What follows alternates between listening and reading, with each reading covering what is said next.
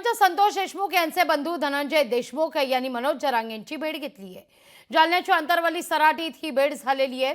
दोघांमध्ये चर्चा झाली। धनंजय देशमुख यांना समजावून सांगितलं, त्यांना धीर दिला अशी प्रतिक्रिया देशमुखांच्या भेटीनंतर जरांगे यांनी दिलेली आहे। बीड प्रकरणात न्यायालयीन समितीची स्थापना झाली ही चांगली गोष्ट आहे।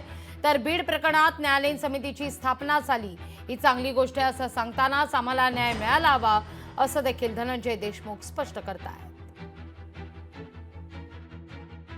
दादांची तब्येत 2-3 दिवसापूर्वी म्हणजे समजा दादांचं म्हणजे ऍडमिट झाले होते दादा। त्यानंतर माझी आणि दादांची भेट त्या दिवशी परवा दिवशी झाली।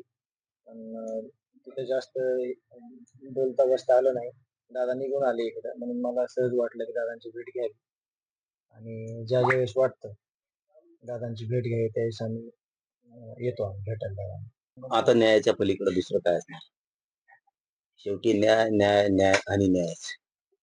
शेवटी या कुटुंबावरती खूप मोठं संकट आहे।